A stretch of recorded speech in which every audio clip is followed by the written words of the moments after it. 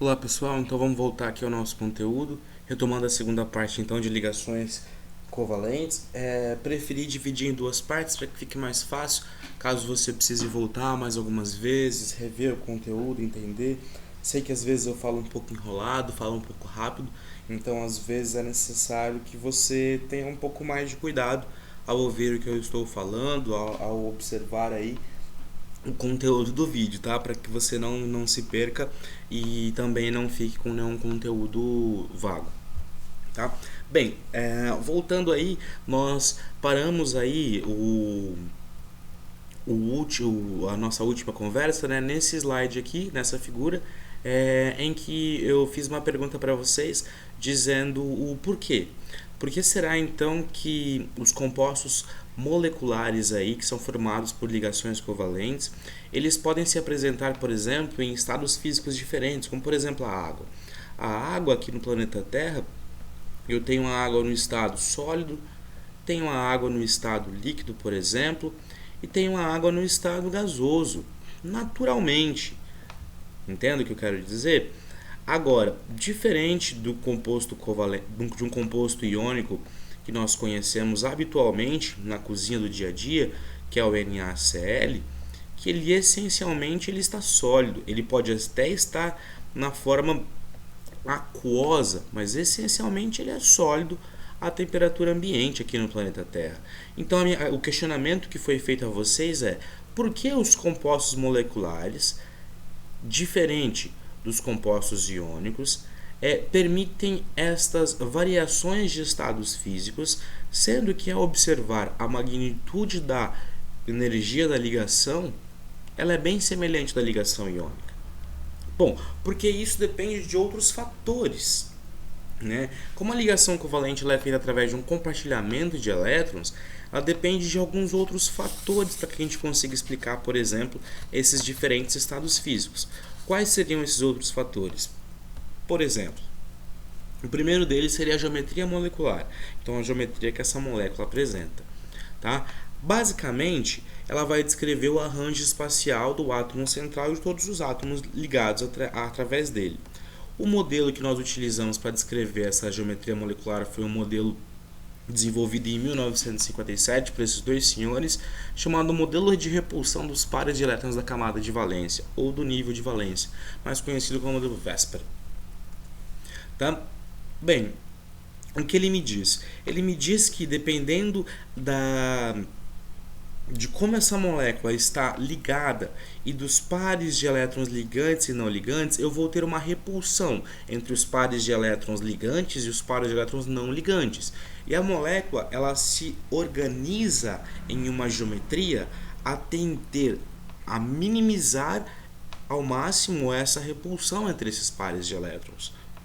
Então, basicamente, é essa a ideia da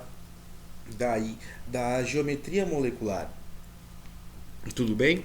E como que nós analisamos essa geometria molecular? Bom, vamos tentar fazer alguns exemplos aqui. Então a ideia é maximizar os ângulos entre as ligações e minimizar as repulsões entre os pares de elétrons. Tudo bem? E aqui eu tenho alguns exemplos de estruturas ou formas geométricas em que as moléculas podem se encontrar aí a fim de tentar chegar numa condição energética favorável em que a gente tenha esses ângulos maximizados e essas repulsões minimizadas. Bom, por exemplo, vamos observar a molécula de CO2, certo? Molécula de CO2. Como é feita a molécula de CO2? Bom, o carbono ele tem 4 elétrons, só que a molécula de CO2, esses elétrons do carbono, eles estão conectados através de ligações duplas aos elétrons do oxigênio. Certo? Vamos fazer aqui um outro oxigênio. Então aqui eu tenho de novo os elétrons da camada de valência do oxigênio e a ligação é estabelecida aqui. Aqui é estabelecida uma ligação dupla. E aqui também é estabelecida uma ligação dupla.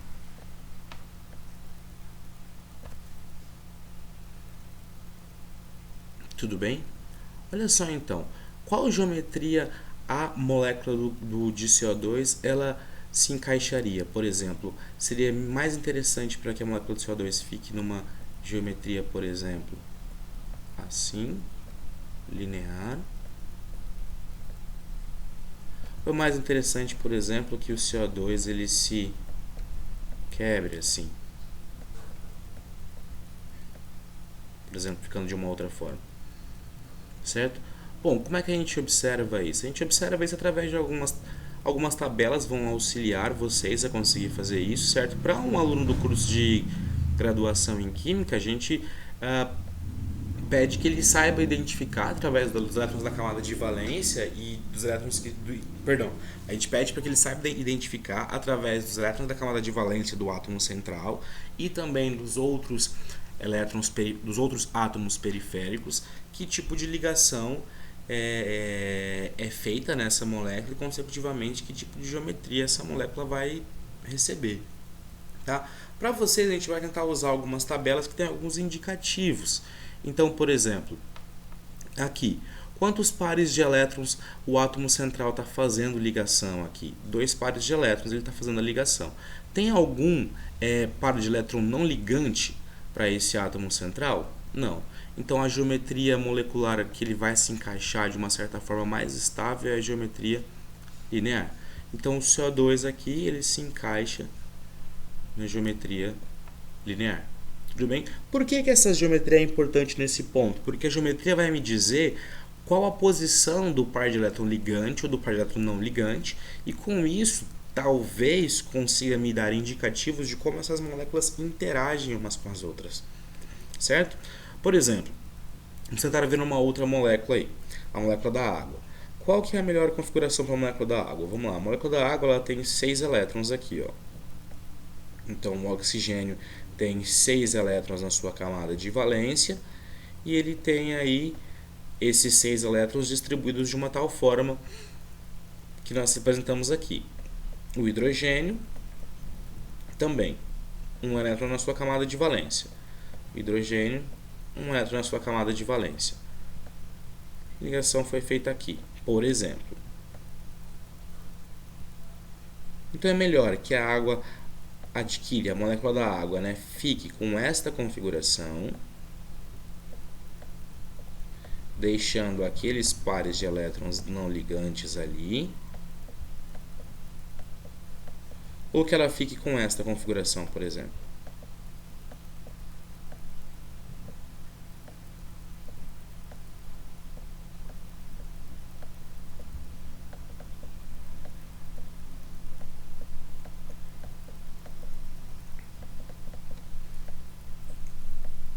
Certo? Bom, o que você precisa ver? Vamos olhar em volta do átomo central aqui, certo? Quantas ligações o átomo central está fazendo? 2 ligações com o hidrogênio aqui, certo? Então, quantos domínios de pares de elétrons eu tenho em torno do átomo central aqui? 1, 2, 3, 4. Então, ó, vamos pegar uma caneta de uma outra cor aqui, vocês já vão entender o que eu quero dizer. Cor de tinta azul. Então, quantos pares de elétrons eu tenho em torno do átomo central aqui? 1, 2, 3, 4. Com o auxílio da tabela estaremos aqui. 4, certo? Só que quantos pares de elétrons são ligantes? Ligantes são 2. Quantos são não ligantes? Não ligantes são 2. Então, a geometria mais favorável aí à molécula de água é a geometria angular. Angular em que eu deixo aqui, ó, o máximo de distância entre os elétrons aqui, para que eles não sofram para que eles não fiquem na total repulsão, como a gente diz, certo? Então, a molécula de água ela é representada da forma angular.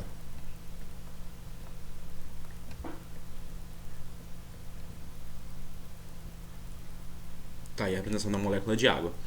Tudo bem? Então, de acordo com o auxílio aqui de algumas tabelas, a gente vai conseguir identificando. Por isso que eu disse a vocês que é interessante que você consiga entender e consiga propor a estrutura de Lewis para moléculas, principalmente moléculas simples, no caso de vocês, moléculas não tão complexas, certo? E aí você consiga dizer qual geometria ela vai estar. Por exemplo, vou deixar aqui como pergunta para vocês. Qual geometria você acha que se encaixa a molécula do metano, CH4? E qual geometria você acha que se encaixa a molécula da amônia, NH3? Lembrando aí então, a carbono, 4 elétrons na camada de valência. Então, carbono, 4 elétrons na camada de valência.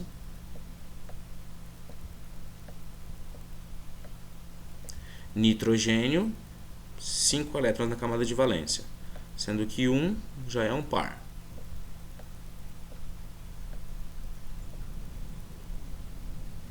Tudo bem? Certo? Então tente fazer aí. Descubra a geometria aí da molécula de metano e da molécula de amônia. É bem simples. Tente usar o mesmo raciocínio que nós usamos aqui. Tá? Proponha a estrutura de Lewis, veja onde estão os pares ligantes e não ligantes e tente comparar aqui dentro. Existem algumas outras formas, também de geometria um pouco não convencionais para moléculas um pouco maiores, mas nós vamos trabalhar dentro do arranjo aqui descrito só para essas moléculas aqui. Tudo bem? Fica mais fácil o entendimento de vocês aí, mas a ideia é que vocês peguem o aspecto teórico principal por trás disso, que dependendo então da posição onde estão as ligações e os pares de elétrons não ligantes, nós vamos ter momentos aí máximos de energia e mínimos de energia. A molécula tenta ficar numa geometria em que ela vai sempre minimizar a repulsão entre os elétrons e maximizar a interação aí entre as ligações. Tudo bem? Com isso, por exemplo, imagine, vai ser diferente, tá? Diferente a interação de uma molécula que está na geometria linear com a interação de uma molécula, por exemplo, que está na geometria angular. Como assim a interação? Imagine a água. Quando a gente imagina numa água, quando foi citado lá atrás, a gente imagina um copo, certo? Perdão, aqui embaixo não saiu. A gente imagina um copo com várias moléculas de água. E essas moléculas de água, como foi dita, elas têm uma interação umas com as outras. Agora imagine, se a sua geometria for linear, é mais fácil você interagir com moléculas de geometria linear também? Se a sua geometria for angular, vai dificultar um pouco a interação com outras moléculas do tipo angular? Então isso aí também vai contribuir, por exemplo, para aquelas diferenças do estado físico que ocorrem para os compostos moleculares. Porque para os compostos iônicos, como o retículo cristalino ele é bem definido, ele é bem formado, não tem muito que fugir dali, não tem muito como variar, certo? A interação ali entre os cátions e os ânions. Então a ideia principal aqui é como essa geometria consegue influenciar, tá? Nessa interação de uma molécula com a outra. Tá? Porque a gente tem que sempre pensar num sistema único de moléculas para a gente conseguir entender essas mudanças de estado físico. Como assim o sistema único? Imaginar, por exemplo, um copo cheio de moléculas de água, um cilindro cheio de moléculas de CO2, imaginar somente moléculas de CO2, somente moléculas de água, e aí você consegue perceber a interação de uma molécula com a outra. Tá? Bom, seguindo o nosso raciocínio então, a geometria molecular é um dos fatores aí que vão nos auxiliar a explicar o porquê então das diferenças dos estados físicos para os compostos moleculares e não para os compostos iônicos. Um outro fator que vai nos auxiliar é um fator que nós falamos um pouquinho lá nas propriedades periódicas, que seria a eletronegatividade, que eu disse a vocês que a eletronegatividade foi descrita por Linus Pauling e ela aparece sempre quando a ligação química é estabelecida, certo? Bom, então o que seria uma eletronegatividade? A eletronegatividade, basicamente, ela é definida, como uma medida de uma capacidade que um átomo de uma molécula, que um átomo presente em uma molécula tem de atrair os elétrons para perto de si mesmo, tá? E esse valor ele é mensurável, tá? Esse parâmetro aqui a gente consegue então ter uma diferença e através dessa habilidade aí do átomo atrair o elétron para você, nós vamos ter diferenças entre ligações, ó. Então isso nós vamos entender que uma ligação ela pode ser polar. Como assim? Ela vai ter uma carga parcial positiva e uma carga parcial negativa. Ela vai ter polos diferentes. Como assim? Vocês já vão entender um pouco essa ideia. Vamos para o próximo slide aí para a gente tentar conseguir entender um pouco essa ideia. Lembrando, frisando, eletronegatividade é a capacidade, a habilidade que um átomo presente em uma molécula tem de atrair a nuvem eletrônica, certo? Presente ali naquela molécula para cima deste átomo. Olha só aqui alguns valores de eletronegatividade. Lítio, sódio, por exemplo, tudo da casa de 0,9, 0,8, dizendo que eles têm uma baixa tendência, uma baixa capacidade, habilidade de atrair o elétron para cima dele quando eles estão presentes na molécula. E olha só, aqui, flúor, ó, 4, cloro, 3, olha só como são bem altos esses valores aí de eletronegatividade, dizendo então que o cloro distorce e atrai totalmente os elétrons para cima dele. Vamos lá, entender um pouquinho melhor como isso. Olha só, para que a gente possa entender isso, vamos imaginar aqui a molécula de flúor, do gás flúor, e aqui do lado a molécula do ácido fluorídrico, tá? HF. Então aqui eu tenho flúor, gás flúor. Bom, a molécula de flúor, do gás flúor, é uma ligação covalente entre um flúor e um flúor. Se a gente puder observar aqui, o flúor está aqui na representação 7A de grupo, então ele tem 7 elétrons na camada de valência. Então o flúor é basicamente isso aqui, ó. 1, 2, 3, 4, 5, 6, 7. Então o flúor precisa somente de mais um elétron para que ele fique estável. Então, há aí o compartilhamento de elétrons entre dois átomos do elemento químico aí, flúor. Tudo bem? Estabelecendo essa ligação aí que nós estamos vendo aqui. Certo? Bom, agora vamos olhar para os valores de eletronegatividade.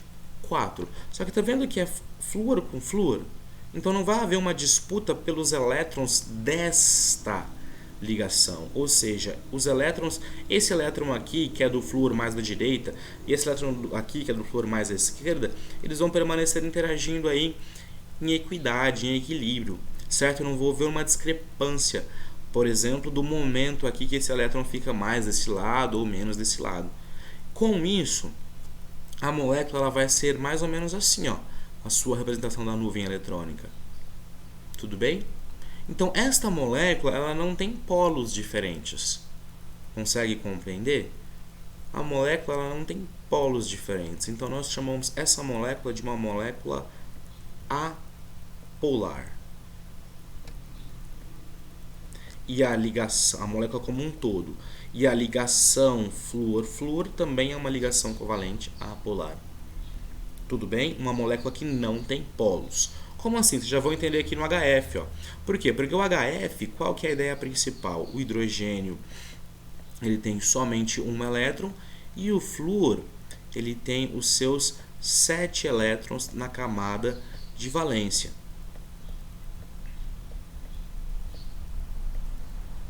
Certo? Quando é estabelecida a ligação química, olha só o que acontece. Vamos olhar a diferença de eletronegatividade do flúor 4 para o hidrogênio. Veja que a eletronegatividade do flúor é bem maior. Esse elétron aqui, ó, que é do hidrogênio, por o flúor ter uma eletronegatividade maior, ele tende a ficar mais próximo ao flúor. Então essa ligação aqui, ela não vai ficar em equidade aqui de distribuição desse elétron. Esse elétron vai tender a ficar mais vezes rodando aqui ao entorno do flúor do que, por exemplo, ao entorno do hidrogênio, criando diferenças de polo. Então, por exemplo, o HF está aqui, e aí nós temos uma diferença de polo, sendo que geralmente nessas representações o lado vermelho aqui é mais negativo, um polo mais negativo, ou seja, como o elétron passa mais perto do flúor, fica mais negativo esse lado. e aqui, onde está mais azul, um polo mais positivo. Então perceba que essa molécula ela tem polaridade. Um lado dela tende a ficar mais positivo e o outro lado tende a ficar mais negativo por conta da diferença de eletronegatividade. Tudo bem? E essa molécula, então, nós chamamos ela de molécula como um todo, de uma molécula polar. E a ligação covalente HF também é uma ligação covalente polar. Tudo bem? Vamos ver alguns outros exemplos para a gente tentar entender um pouquinho melhor esse raciocínio. Então, olha só. Vamos trocar aqui um pouco a cor de caneta.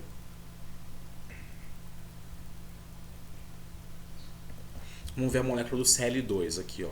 Então, a molécula diatômica aqui, Cl2, é interessante lembrar, tem o mesmo átomo, tá vendo? Cl2 é formada por 2 átomos de cloro, certo? Então, basicamente, ó, a diferença de eletronegatividade vai ser zero. Então, essa é uma molécula apolar.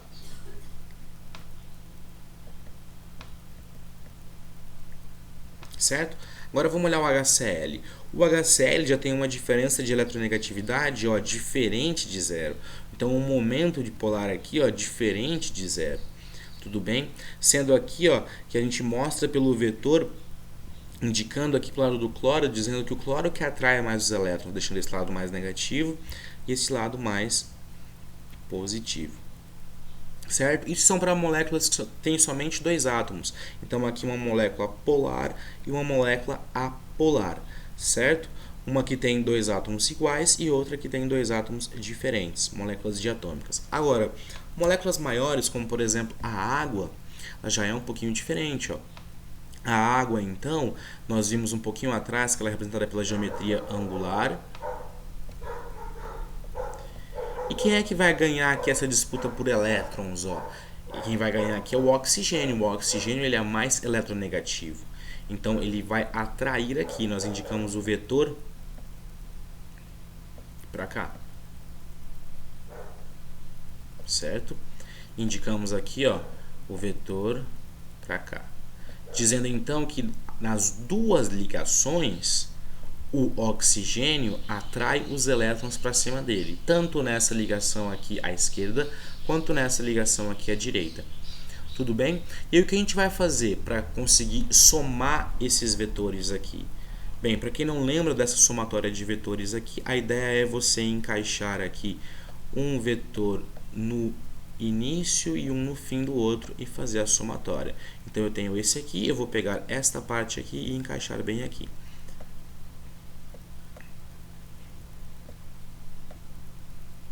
Isso. Aí eu faço a somatória e eu tenho a resultante aqui, ó, desses vetores, sendo uma crescente em direção ao oxigênio. Tudo bem? Indicando então que o oxigênio deixa a molécula mais negativa em torno dele e mais positiva em torno dos hidrogênios, sendo então uma molécula também polar, certo? Aqui negativo, aqui positivo, aqui positivo. E para o CO2? Para o CO2 eu vou ter algo muito semelhante, ó. Só que para o CO2 eu tenho algo assim, lembra? Duas ligações para lá, duas ligações para cá. O que acontece é que eu vou ter um vetor de deslocamento do carbono para o hidrogênio para cá e vou ter um vetor de deslocamento do carbono para o oxigênio para cá. Certo? Perdoe se eu falei hidrogênio, carbono e oxigênio para ambos os lados. Ao fazer o somatório aqui, eu vou igualar essas forças. Então eu vou pegar e colocar uma aqui e vou pegar a outra e colocar no final aqui.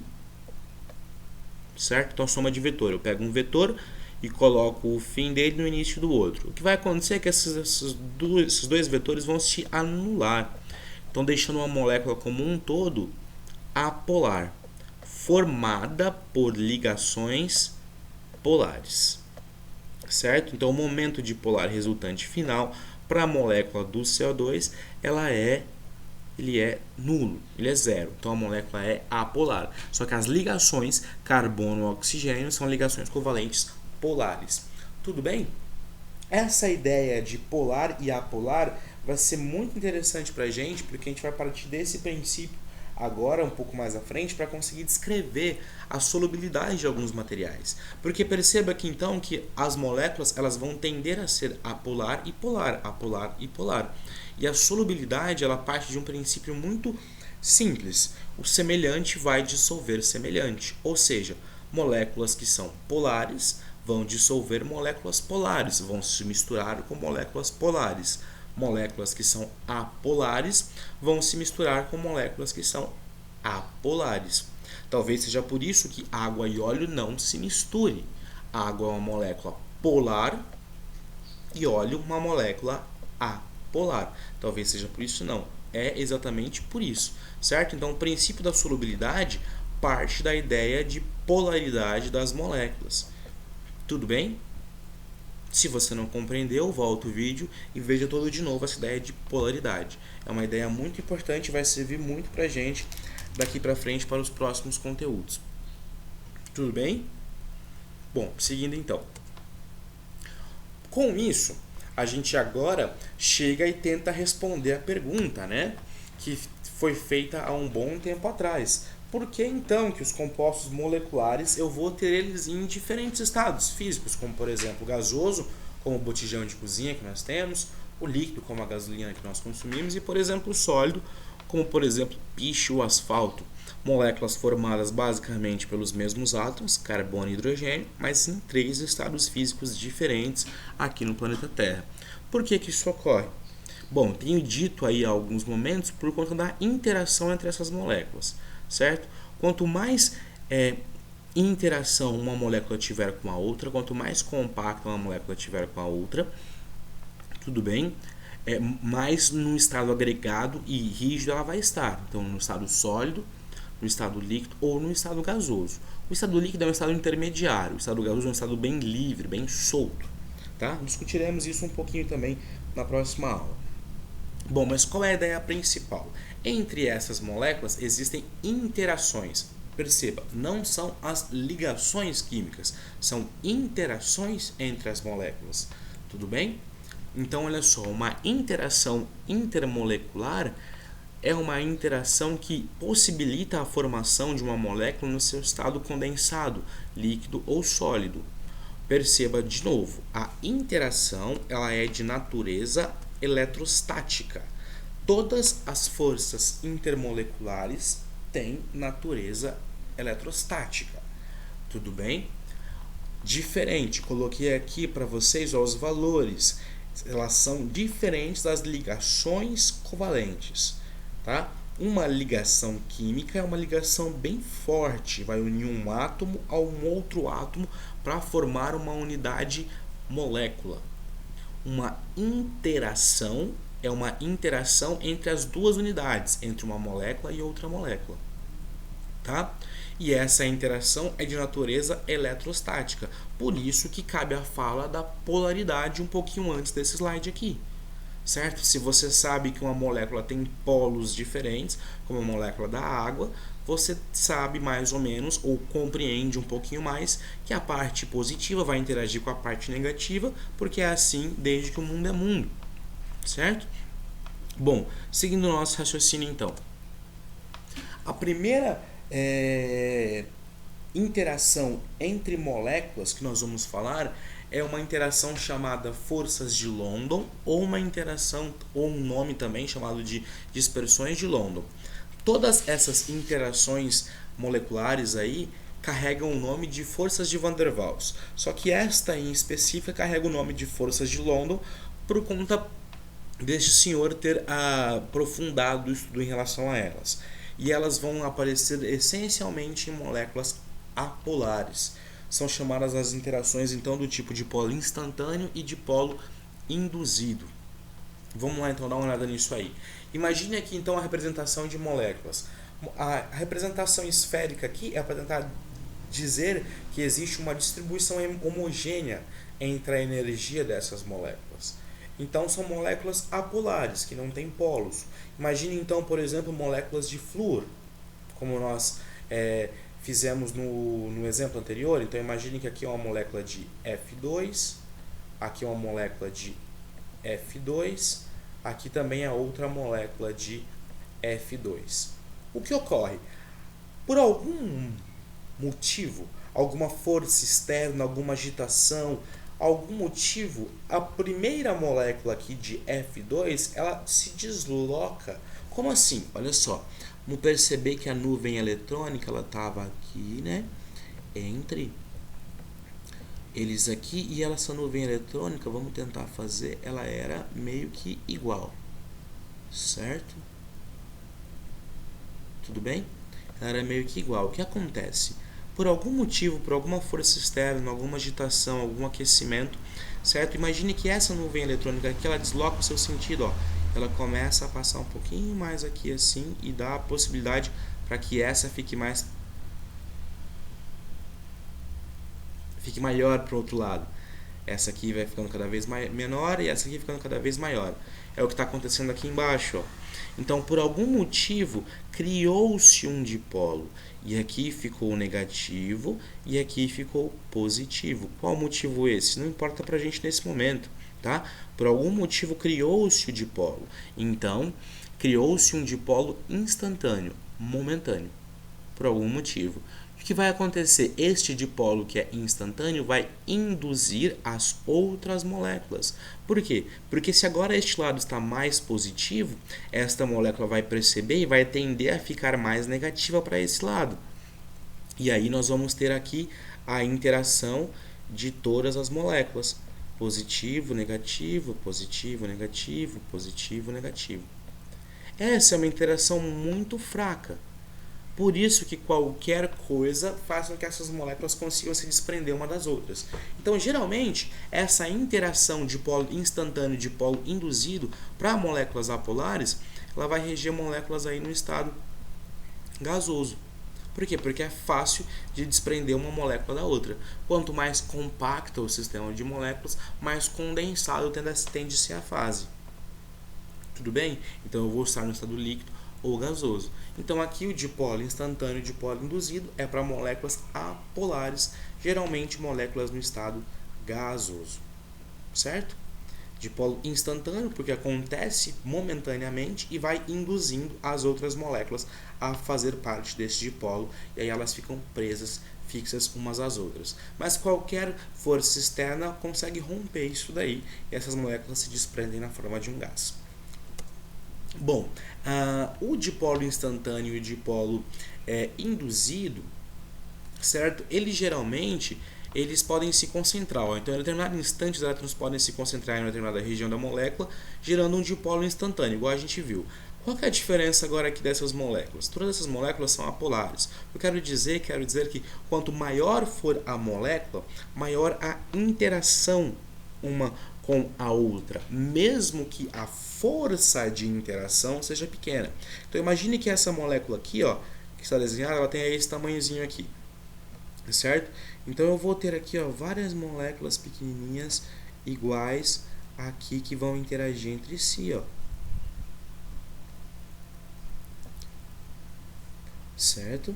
Só que onde é que vai estar atuando esta interação entre as moléculas aqui? Vamos lá mudar um pouquinho a caneta de tinta para que a gente possa marcar. Aqui, ó, a interação vai estar aqui, ó. Certo? Então aqui tem a interação entre uma molécula, aqui tem uma interação entre outra. Que interação que é essa? As forças de London aí. Certo? Agora vamos, por exemplo, para uma molécula um pouco maior aí. Tipo esta molécula aqui, ó. Para que vocês vejam a diferença. Esta molécula ela já é mais assim, ó. Ela já é maior, certo? Ó, são moléculas bem maiores. Tudo bem? Bom, o que isso quer dizer? Quer dizer que a interação, mesmo sendo a mesma, uma interação fraca, do tipo forças de London, por esta molécula aqui ser maior, ela tem mais superfície de contato para agir. Então, esta molécula maior aqui vai estar num estado agregado mais condensado. Ou seja, moléculas apolares, se forem pequenas, tiverem um baixo peso molecular, tendem a estar no estado gasoso. Só que moléculas apolares muito grandes, de pesos moleculares maiores, têm uma superfície de contato maior para que a interação possa ocorrer, elas tendem a estar em outros estados, como por exemplo o sólido ou mesmo o líquido. Tudo bem? Espero que você tenha entendido até aqui. É um raciocínio bem simples. Se você não entendeu, volta, vê de novo aí toda a explicação e aí a gente consegue passar, tá? Para moléculas que são polares, como a molécula da água, por exemplo, que já é uma molécula que já tem os seus polos, por exemplo, bem definido, né? Uma região aí que é positiva e uma região aí que é negativa, ou não, vamos deixar a molécula d'água para depois, tá? Vamos usar a molécula que nós falamos lá de HCl, que nós vimos inicialmente lá. Temos uma região aí, então, que é positiva, uma região que é negativa, então uma molécula que é polar, já existe um dipolo, aqui já é negativo, então vai tender a atrair o lado positivo da molécula. Então aqui eu tenho negativo, positivo, negativo, positivo, negativo, positivo, negativo, positivo. Então essa interação entre moléculas polares, chamada dipolo, pois as moléculas já têm os polos, ela já é mais forte que a interação passada que nós vimos, a interação do tipo apolar. Por quê? Por conta essencialmente aí dessas cargas já fixas. A anterior, o momento dipolar, ele vai ser instantâneo, então a qualquer momento ele pode ser rompido. Aqui não, aqui o momento dipolo-dipolo ele é fixo. Então, para que eu consiga romper essa molécula, ou seja, liberar esse pacote de molécula aqui, eu tenho que fornecer mais energia aqui. Tenho que fornecer bastante energia, agitar bastante esse sistema para que elas consigam se romper. Tudo bem? E o último tipo de interação que nós vamos ver aqui é uma interação também de polo-dipolo, só que é chamada de interação de hidrogênio. Ela é uma interação muito mais intensa e muito mais forte, certo? E isso aí, ela é feita entre o hidrogênio e um conjunto de átomos específicos, o flúor, o oxigênio e o nitrogênio. Então imagine aqui o esquema de 3 moléculas de água. O que acontece é que a interação do hidrogênio faz com que essas moléculas se agreguem mais. E essas interações de hidrogênio elas são bem mais fortes, bem mais intensas que todos os outros tipos que nós vimos anteriormente. Por isso que para que você consiga passar a água de um estado para o outro, do estado, por exemplo, sólido para o estado líquido, e principalmente a água do estado líquido para o estado gasoso, você precisa fornecer muita energia, ferver até quase 100 graus Celsius. Por quê? Porque a interação entre as moléculas de água é forte a tal ponto de suportar aí baixas agitações térmicas. Então você precisa aquecer muito até 100 graus Celsius para que você consiga romper não a ligação entre hidrogênio e oxigênio, e sim a interação de hidrogênio, que é uma interação muito forte. Tudo bem? Por isso, galera, que os compostos moleculares, eles podem estar em outros estados físicos diferente dos compostos iônicos. Porque os compostos moleculares, eles dependem muito das interações que uma molécula faz com a outra. Quanto mais intensa essa interação é, maior a possibilidade desse composto estar, por exemplo, em um estado mais condensado, líquido ou sólido. Quanto mais fraca essa interação, maior a possibilidade da molécula estar em um estado gasoso, por exemplo. Tudo bem? Lembrando aqui, então, frisando que o nosso raciocínio aqui, tudo isso está em torno daquele conceito de polaridade. E aqui, galera, só para associar um pouquinho mais, as interações de hidrogênio, elas são muito importantes porque são elas, por exemplo, que seguram,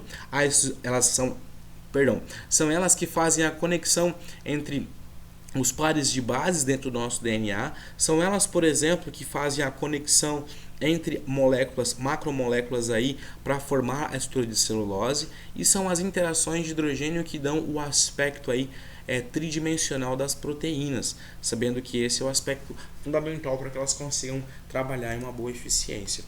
Tudo bem, galera? Acho que por hoje é só isso. Qualquer coisa você volte, veja novamente o material, veja o conteúdo, tudo bem? Permaneça na sua quarentena, permaneça em casa e estude. Até a próxima. Obrigado.